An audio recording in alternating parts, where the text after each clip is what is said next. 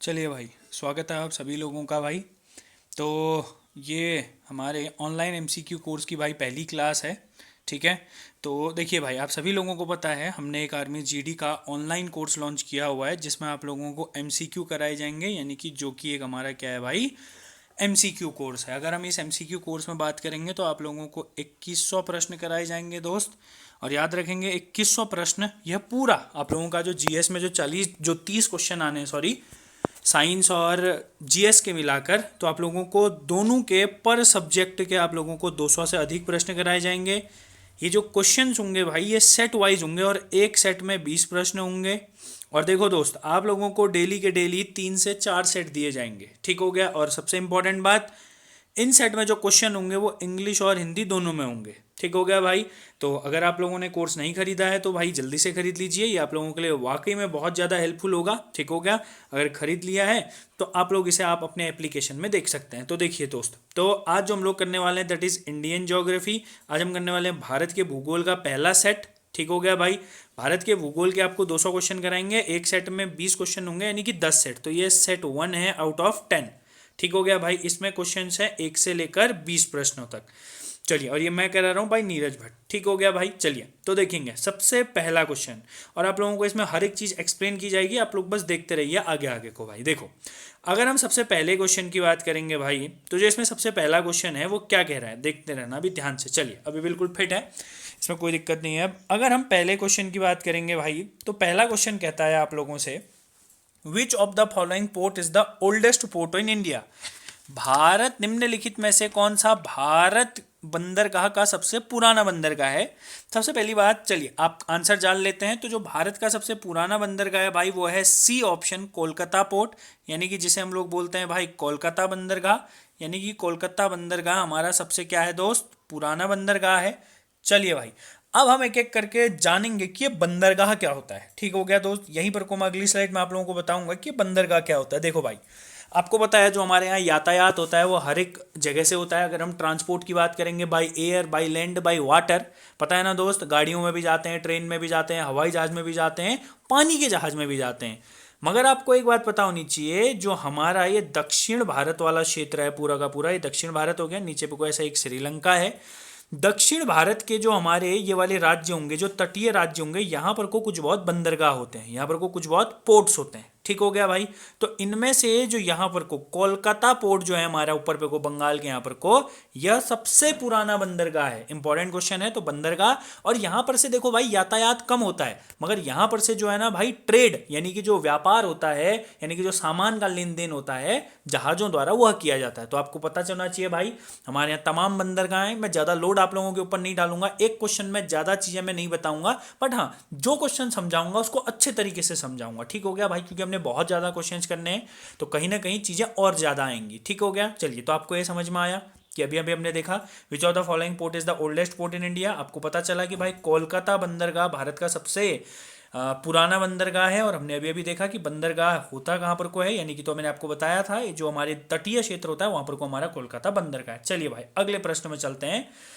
ये कहना चाह रहा है, at which of the following places do rivers Alaknanda and Bhagirathi merge to form Ganga. यानी कि निम्न में से किस स्थान में, आई रिपीट, निम्न में से किस स्थान में अलकनंदा और भागीरथी मिलकर गंगा बनाते हैं। आपको पता है भाई, जो हमारी गंगा नदी है भारत की राष्ट्रीय नदी है, और भारत की राष्ट्रीय नदी जो है हमारी, है दो नदियों से मिलकर बनी हुई है, अलकनंदा और भागीरथी। और मैंने आपको क्लास में भी ये याद कराया था, ए बी डी नाम से मैंने आपको याद कराया था ना, ए बी डी, ए से अलकनंदा, बी से भागीरथी, दे से देव प्रयाग। बोलो क्या, देव प्रयाग। क्लियर हो गया। तो अलकनंदा और भागीरथी कहाँ मिलती हैं, देव प्रयाग में मिलती हैं, और वहां से आगे को गंगा बनाती हैं। चलिए भाई, आगे चलते हैं। अगला क्वेश्चन, तीसरा प्रश्न। अगला प्रश्न आपसे कह रहा है, river Luni originates near Pushkar and drains into which of the following. देखिएगा, सबसे इंपॉर्टेंट बात ये कह रहा है, जो लूनी नदी है, आपको पता है भाई लूनी नदी एक नदी है, और इसी नदी को हम लोग क्या भी बोलते हैं दोस्तों, नमकीन नदी भी बोलते हैं। आप सभी लोग जानते हैं, Luni river is also known as salty river. तो अगर आपसे पूछ रहा है, और ये देखो नियर पुष्कर, पुष्कर क्या है भाई, पुष्कर एक झील है, याद रखना। अगर पूछेगा पुष्कर झील तो बोलेंगे राजस्थान। पुष्कर झील के बगल से ही लूनी नदी निकलती है। और ये आपसे पूछ रहा है कि लूनी नदी गिरती कहाँ है, तो आप सभी लोगों को बताया कच्छ के रण में, जो गुजरात में कच्छ का रण है वहां पर को लूनी नदी गिर जाती है। चलिए मैं आपको हल्का सा बता देता हूँ कैसे। देखो भाई, अगर मैं ये थोड़ा सा दक्षिण भारत छोटा सा बनाऊंगा, यहाँ पर को मैं गुजरात वाला क्षेत्र ज़्यादा बड़ा बना रहा हूँ, ठीक हो गया भाई। यहाँ पर से ये राजस्थान से लूनी नदी आती है और ऐसे करके यहाँ ये गुजरात के ऊपर पे को जो ये क्षेत्र है ये है Kutch of run of Kutch. तो यहाँ पर कोई नदी क्या हो जाती है, भुस हो जाती है। तो ये थी हमारी लूनी नदी। अगर लूनी नदी के बारे में आपसे पूछेगा, आपसे कहेंगे भाई बताइए कि निम्न में से कौन सी नदी को नमकीन नदी भी कहा जाता है, तो आप बोलेंगे नमकीन नदी, यानी कि सॉल्टी रिवर भी है जो हमारी लूनी नदी है। चलिए भाई आगे बढ़ते हैं। The north most point of India is known as, Bharat का सबसे उत्तरी बिंदु, नॉर्थ मोस्ट पॉइंट, भारत का सबसे उत्तरी बिंदु किसे कहा जाता है, तो आपको पता होना चाहिए भाई। चलिए अगर हम ये कि क्या बला है उत्तरी बिंदु दक्षिणी बिंदु, देखिएगा मैं थोड़ा सा समझाता हूँ आप लोगों को। देखो भाई, अगर मैं भारत की बात करूंगा, उत्तरी बिंदु की अगर हम अभी बात करेंगे, देखो भाई मैं हल्का सा यहाँ पर को जम्मू एंड कश्मीर वाला क्षेत्र बना रहा हूँ, ध्यान से समझना, ठीक हो गया। अगर हम बात करेंगे ये वाला जो हमारा जम्मू एंड कश्मीर है, जम्मू एंड कश्मीर की अगर मैं बात करूंगा, यहाँ पर को जम्मू एंड कश्मीर का यहाँ पर को वाला भाग, ये वाला भाग है हमारा इंदिरा कोल। भाई ध्यान से सुनेंगे, ये वाला भाग है हमारा इंदिरा कोल। ऐसा इसलिए है भाई क्योंकि यही हमारा सबसे उत्तरतम बिंदु है। ये इसलिए नहीं है क्योंकि ये पूरा वाला क्षेत्र ये पूरा पाकिस्तान के कब्जे में है, नहीं तो ये होता सबसे उत्तरी बिंदु, होता नहीं होता, नहीं तो ये होना चाहिए था। मगर ये वाला क्षेत्र भी किसके पास है, चाइना के पास है। ये वाला क्षेत्र पूरा का पूरा, और ये वाला क्षेत्र पूरा का पूरा है किसके पास भैया, आपके पाकिस्तान के पास। तो इसीलिए ये वाला यहाँ पर वाला ये है हमारा सबसे उत्तरी बिंदु। क्लियर हो गया भाई। तो इसका नाम है इंदिरा कोल। तो इसका सही आंसर जो होगा वो होगा बी ऑप्शन, इंदिरा कोल। बी ऑप्शन इंदिरा कोल। पहला भी इंदिरा है, इंदिरा हाइट्स नहीं भाई, इंदिरा कोल ऑप्शन सही होगा। ये आप लोगों ने देखा कहां पर को इंदिरा कोल है। आगे बढ़ते हैं भाई, देखिएगा पांचवा question. The smallest state in India area and population wise, Bharat में क्षेत्रफल और जनसंख्या की दृष्टि से सबसे छोटा क्षेत्र, यानी कि सबसे छोटा राज्य पूछ रहा है। तो आपको पता है भाई, सबसे छोटा राज्य हमारा गोवा क्षेत्रफल की दृष्टि से, और सिक्किम किसकी दृष्टि से भाई, जनसंख्या की दृष्टि से। तो इसका आंसर होगा option A, Goa and Sikkim. Clear हो गया भाई। और आपको पता है सिक्किम से एक और क्वेश्चन बनता है, आपसे अगर पूछेंगे जहां कोई भी रेलवे स्टेशन नहीं है, आई रिपीट, जहां कोई भी रेलवे स्टेशन नहीं है, तो वो कौन सा है, सिक्किम है भाई। आगे बढ़ते हैं, छठा question. Which of the following river is known as Padma when enters in Bangladesh, निम्नलिखित में से कौन सी नदी बांग्लादेश में प्रवेश करते समय पद्मा के रूप में जानी जाती है, तो आप सभी लोग जानते हैं भाई, पद्मा बराबर गंगा। आई रिपीट, मैंने आपको क्लास में भी बताया हुआ है, पद्मा ही कौन सी है भैया, गंगा नदी को ही क्या कहा जाता है, पद्मा। अच्छा, बांग्लादेश आपको पता है भाई बहुत इंपॉर्टेंट है हमारे लिए, ठीक हो गया दोस्त। बांग्लादेश में हमारी दो मुख्य नदियां जाती हैं, देखना मैं आपको ध्यान से समझाता हूं, अगली स्लाइड में देखेंगे। अगर हम बांग्लादेश की बात करेंगे भाई, तो जो हमारा बांग्लादेश है, सिंपल मैं आप लोगों को बता देता हूँ, बांग्लादेश में हमारी दो नदियां जाती हैं। एक हमारी खुद जाती है कौन सी नदी, गंगा नदी, और दूसरी जाती है हमारी ब्रह्मपुत्र नदी। क्लियर हो गया भाई। ये दोनों नदियां हमारी कहाँ जाती हैं, बांग्लादेश में जाती हैं। अगर पूछेगा, आई रिपीट, अगर पूछेगा जमुना किसे कहते हैं, तो आप बोलेंगे भाई ब्रह्मपुत्र को जमुना कहते हैं। और अगर पूछेगा कि पद्मा किसे कहते हैं, तो आप बोलेंगे पद्मा किसे कहते हैं, गंगा को कहते हैं। ठीक हो गया, इंपॉर्टेंट क्वेश्चंस हैं। चलिए दोस्तों आगे बढ़ते हैं।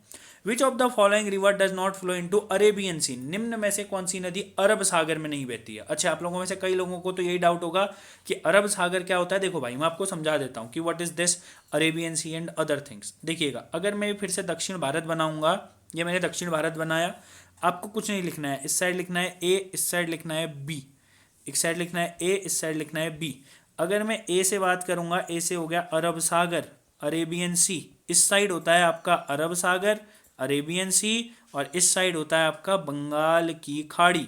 आई रिपीट, इस साइड होता है आपका बंगाल की खाड़ी।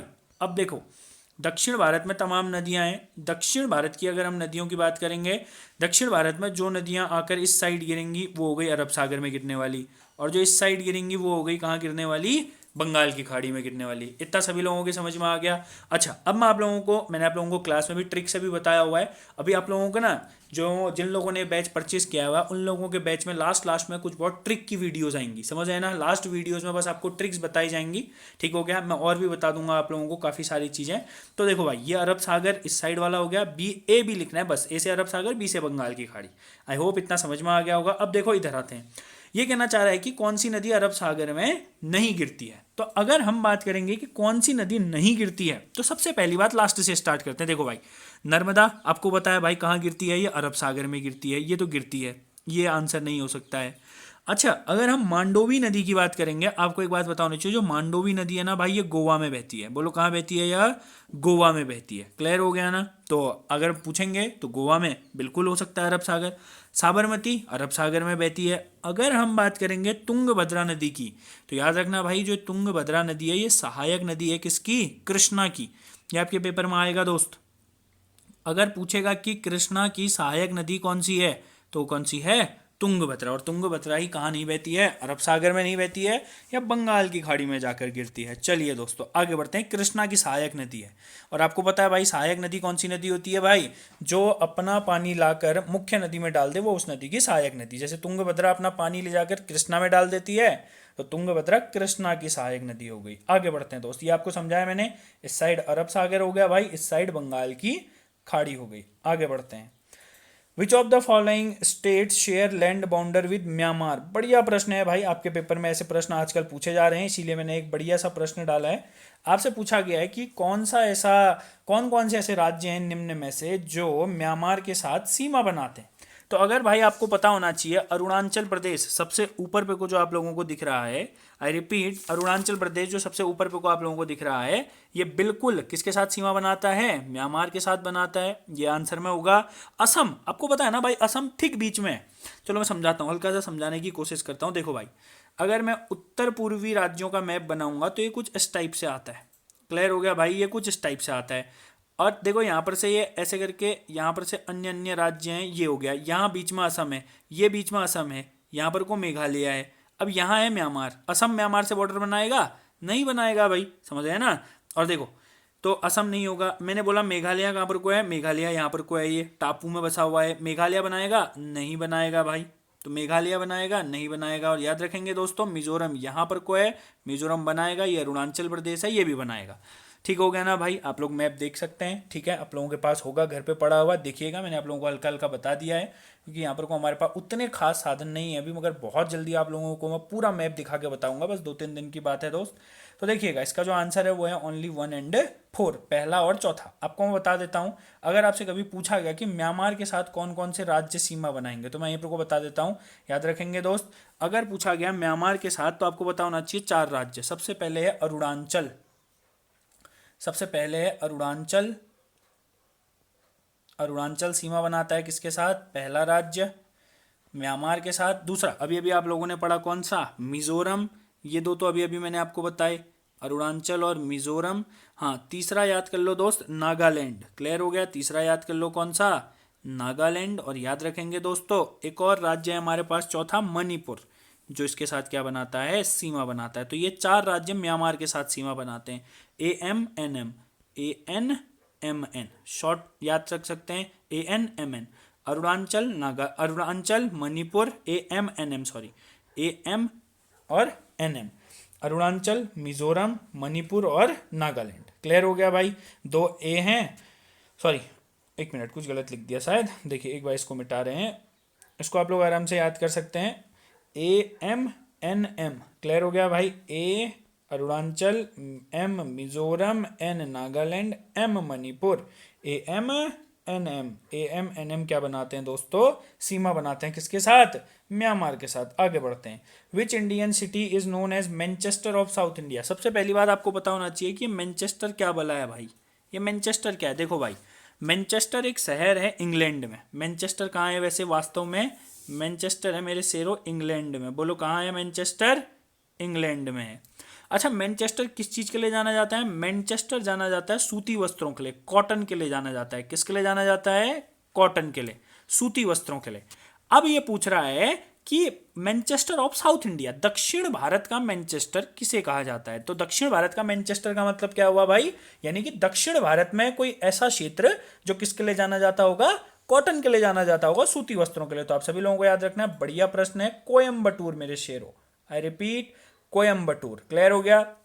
कोयम्बटूर को क्या कहते हैं भैया? हम दक्षिण भारत का क्या कहते हैं? कोयम्बटूर तमिलनाडु में है, आपको पता होना चाहिए। दक्षिण भारत का मैनचेस्टर। अच्छा मेरे शेरों, अगर ये तो गया दक्षिण भारत का मैनचेस्टर, अगर पूछ ले नॉर्थ इंडिया का मैनचेस्टर, अगर पूछ ले उत्तर भारत का मैनचेस्टर, मैंने क्या बोला? उत्तर भारत का मैनचेस्टर, तो याद रखेंगे उत्तर भारत का मैनचेस्टर, उत्तर भारत का मैनचेस्टर कहा जाता है कानपुर को मेरे शेरों। आई रिपीट, कानपुर को क्या कहा जाता है? उत्तर भारत का मैनचेस्टर। Important question. तो अभी अभी हमने मैनचेस्टर किया, एक और बार रिवाइज करते हैं।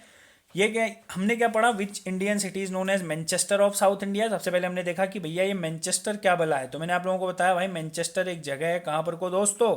इंग्लैंड में, जो कॉटन यानी कि सूती वस्त्रों के लिए जानी जाती है। तो उसके बाद हमने देखा कि दक्षिण भारत में ऐसा कौन सा जगह है जो सूती वस्त्रों के लिए जाना जाता है, तो आपने बोला कि कोयम्बटूर है, याद रखना है दोस्त। और उसके बाद हमने अगली ही स्लाइड में यहाँ पर कोई एक और प्रश्न देखा और हमने देखा कि उत्तर भारत का मैनचेस्टर, उत्तर भारत में जहाँ पर को कपास या उसकी फैक्ट्रियाँ ज़्यादा है, वो है कानपुर भाई। चलो आगे बढ़ते हैं। अगला अगर हम बात करेंगे, Lavani is a dance form of which state, यानी कि लावणी भारत के किस राज्य का नृत्य रूप है? तो याद रखना भाई, लावणी नृत्य किया जाता है महाराष्ट्र में। महाराष्ट्र में एक और नृत्य होता है तमाशा, याद रखना भाई, ये दोनों आते पेपर में नरगियो। तमाशा, अगर पूछेगा कि तमाशा क्या है, पहले तो पूछेगा कि तमाशा क्या है, तुम बोलोगे तमाशा तमाशा नहीं है, तमाशा नृत्य है। तमाशा क्या है? नृत्य है। तमाशा इज अ डांस, और तमाशा डांस भी कहाँ किया जाता है दोस्तों? महाराष्ट्र में किया जाता है। अगला, विच of the following rivers flow through a rift valley, निम्न में से कौन सी नदी है? एक दरार घाटी। दरार घाटी बोलिए, या इसी को आप लोग एक और चीज बोल सकते हैं, भ्रंश घाटी। आई रिपीट, इसी को आप लोग एक और चीज क्या बोल सकते हैं? भ्रंश घाटी। दरार घाटी को कई किताबों में क्या भी लिखा रहता है भाई? भ्रंश घाटी। भ्रंश घाटी, भ्रंश घाटी मतलब वही होता है भाई, दरार से बहना। तो याद रखेंगे भाई, भ्रंश घाटियों से बहने वाली यहाँ पर को जो ऑप्शन में नदी है, वह अपनी कौन सी नदी है भैया? नर्मदा नदी है। क्लियर हो गया भाई, नर्मदा नदी भ्रंश घाटियों से होकर बहती है। अच्छा, अगर तुमसे कभी पूछ लेगा कि बताओ निम्न में से कौन सी नदी भ्रंश घाटियों से होकर बहती है, 4 नदियां याद रखनी है मेरे शेरों। मैं फिर कह रहा हूँ, 4 नदियां भ्रंश घाटी से होकर बहती हैं, इंपॉर्टेंट है। सबसे पहली तो नर्मदा हो गई, ठीक हो गया, हिंदी में लिख देता हूँ। सबसे पहले तो नर्मदा हो गई, उसके बाद याद रखना है ताप्ती नदी। पहली हो गई नर्मदा, दूसरी कौन सी हो गई? ताप्ती। आई रिपीट, दूसरी कौन सी हो गई बे? ताप्ती नदी हो गई। 2 नदियां हो गई, पहली नर्मदा, दूसरी ताप्ती। 2 और याद रखनी है, माही और दामोदर। माही और दामोदर, माही और दामोदर। और ज़्यादातर केसेस में जो पूछी जाएगी, दामोदर कई कम पूछी जाती है, ज़्यादातर केसेस में नर्मदा और माही। मैं फिर कह रहा हूँ, जो इनमें से ज़्यादा इंपॉर्टेंट है वो कौन कौन सी है? नर्मदा और माही। मगर ये 4 नदियाँ भ्रंश घाटी से बहती हैं, नर्मदा, ताप्ती, माही, दामोदर। ठीक हो गया, चलिए आगे बढ़ते हैं। Which of the following matches of river and their origin are correct, निम्न में से नदियों के उत्पन्न और उनकी उत्पत्ति सही है। कौन सा नदी और उनकी उत्पत्ति बिल्कुल क्या कह रहा है? ये सही है कह रहा है। तो आपको याद रखना है भाई, देखो सबसे पहले अगर हम बात करेंगे, गंगा गौमुख, बिल्कुल सही बात है भाई, गंगा गौमुख से निकलती है या उत्तराखंड से निकलती है, आपको पता है। सोन नदी अमरकंटक की पहाड़ियों से निकलती है, अमरकंटक की पहाड़ियां मध्य प्रदेश में है, पता है। गोदावरी त्र्यंबकेश्वर से निकलती है, आप सभी लोगों को पता है, नासिक। कृष्णा महाबलेश्वर महाराष्ट्र की पहाड़ियों से निकलती है, बिल्कुल सही बात है। तो याद रखेंगे दोस्तों, इसका आंसर है डी। ये सब के सब मैच क्या है? बिल्कुल सत्य है भाई। आगे बढ़ेंगे। Which latitude pass through the middle of India, बहुत ही बढ़िया प्रश्न है। देखो भाई, यहाँ पर से डायरेक्ट आपको कंफ्यूज करने के लिए मैंने लैटिट्यूड दे दिया, अन्यथा मैं यहाँ पर को क्या भी दे सकता था? कौन सी रेखा भारत के बीचों बीच गुजरती है? तो मैंने क्या लिख दिया? भारत के मध्य से कौन सा अक्षांश गुजरता है। अब यहाँ पर को अक्षांश क्या होता है आपको समझाता हूँ। देखो भाई, 2 चीजें होती हैं, एक होता है हमारे पास अक्षांश, क्लियर हो गया, और एक होता है हमारे पास देशांतर। 2 तरह की हमारी रेखाएं होती हैं, अक्षांशी और देशांतरी रेखाएं। अगर मैं एक ग्लोब बनाऊंगा, ग्लोब यानी कि ग्लोब क्या होता है भाई? जो हमारी पृथ्वी है उसकी एक डेमो होता है। अगर हम इस ग्लोब में ऐसे तिरछी लाइनें खींचेंगे, अगर हम ग्लोब में ऐसी तिरछी लाइनें खींचेंगे, तो ये रेखाएं और अगर हम ऐसी सीधी रेखाएं खींचेंगे तो ये रेखाएं, ये दोनों की दोनों अलग अलग हैं। ये जो तिरछी रेखाएं हैं ये हैं अक्षांशीय रेखाएं, और जो खड़ी रेखा है ये है देशांतरीय रेखाएं। क्लियर हो गया? तो अगर तुमसे पूछा गया कि कौन सा अक्षांश, ये तो बीचों बीच जा रहा है, ऐसे कई अक्षांश होंगे नहीं होंगे? एक अक्षांश हो गया, ये 2 3 4 5 ऐसे बहुत सारे अक्षांश है। पढ़ाऊंगा मैं वर्ल्ड ज्योग्राफी में कितने होते हैं, कहाँ कहाँ से होते हैं। तो आपसे एक क्वेश्चन क्या पूछ रहा है, अक्षांश और देशांतर। आपसे पूछ रहा है कि कौन सी अक्षांशीय रेखा जाती है, तो आप सभी लोगों को पता है भाई, कर्क रेखा भारत से होकर गुजरती है, ट्रॉपिक ऑफ कैंसर भारत से होकर गुजरती है। आगे बढ़ते हैं, ये रहा।